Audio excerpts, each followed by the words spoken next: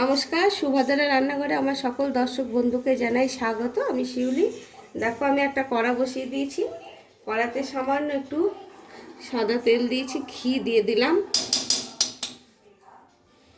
আর আমি এবারে দেখো জিরে ফোড়নে দিচ্ছি, আর কতগুলো গোটা গরম মশলা, মানে খুব সামান্য।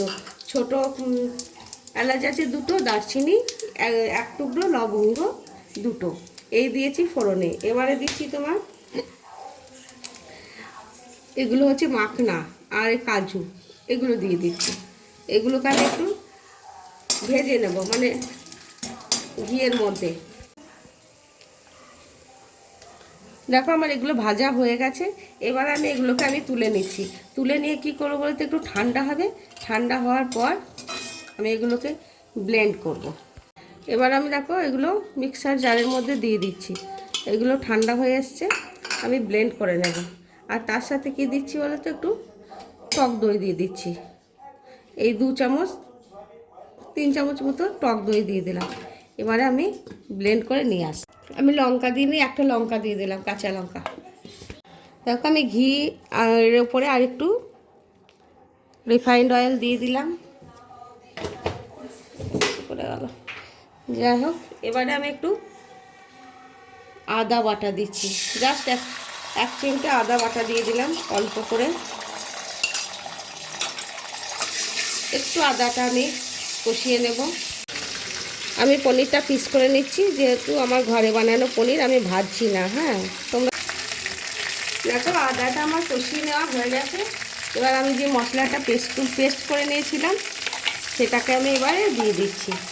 মশলা মানে ওই যে তোমার মাখনা আর কাজু, একটু গরম মশলা, এগুলোকে ঘিয়ের মধ্যে ভেজে নিয়েছিলাম এগুলো, আর দই, সাথে টক দই।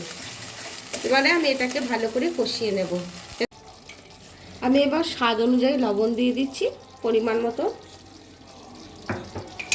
আর একটুখানি চিনি দেব। হলুদ দেব না, হ্যাঁ হলুদ পড়বে না, যেহেতু দই দেওয়া আছে। একটু রান্নাতে ব্যালেন্স আনার জন্য তোমরা সবসময়তেই জানো আমি একটু চিনি দিই, আর একটু কাশ্মীরি রেড চিলি পাউডার, কালারটা ভারী সুন্দর আসবে, চমৎকার আসবে। ব্যাস, আর কিছু আমি দিচ্ছি না এখন আপাতত। এবারে আমি ভালো করে একটু কষিয়ে নেব। দেখো মশলাটা আমার ভারী সুন্দর কষানো হয়ে গেছে, উপরে তেল রিলিজ করে দিয়েছে। এবারে আমি আমার কেটে রাখা পনিরটা দিয়ে দিচ্ছি। আমি তোমাদের বলেছি পনির আমি ভাজি না, যেহেতু আমি ঘরে বানাই সেই জন্য আমি পনির ভাজি না। তোমরা যদি মার্কেট থেকে কিনে এনে বানাও তাহলে নিশ্চয়ই ভেজে নেবে। ভেজে একটুখানি গরম জল করে একটু লবণ আর একটু চিনি দিয়ে ভিজিয়ে রাখবে। তারপরে ওইটা দেবে, খুব ভালো সফট হবে, টাটকা হয়ে যাবে। এটা তো আমার টাটকা বানানো, আজকেই বানানো পনির। যাই হোক, তোমরা এভাবে একবার বানাবে। এই রেসিপিটি অসম্ভব সুন্দর, সম্পূর্ণ নিরামিষ রেসিপি। ঠিক আছে। কসুরি মেথি হাতের কষলে দিয়ে দিলাম, কষাবার সময় দিলে ভারী সুন্দর একটা চমৎকার সুগন্ধ বেরোয়, সেই জন্য একটু দিয়ে দিলাম। আমার এটা কষানো প্রায় হয়ে গেছে। এবার একটু আমি জল দিয়ে দেবো। ভারীভাবে সুন্দরভাবে তেল রিলিজ করে দিয়েছে। আমি এবার এই জারটা ধুয়ে জলটা দিয়ে দিলাম।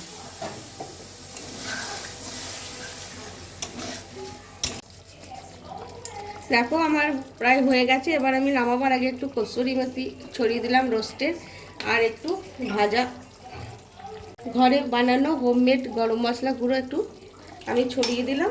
ব্যাস, এবারে আমি গ্যাসটা অফ করে দিচ্ছি। আমার মাখনা পনিরের রেসিপি একদম সম্পূর্ণ রেডি এবং সার্ভ করে দিয়েছি। তোমরা এভাবে অবশ্যই অবশ্যই একবার বানাবে, বানিয়ে খাবে। একদম অতি সিম্পল, দেখেছো, কোনো মশলা তেমন কিচ্ছু নেই। যাই হোক, তোমরা এভাবে রান্না করে খেয়ে আমাকে জানাবে তোমাদের কেমন লেগেছে এই সম্পূর্ণ নিরামিষ মাখনা পনিরের রেসিপি। তাহলে আজকের মতো টাটা।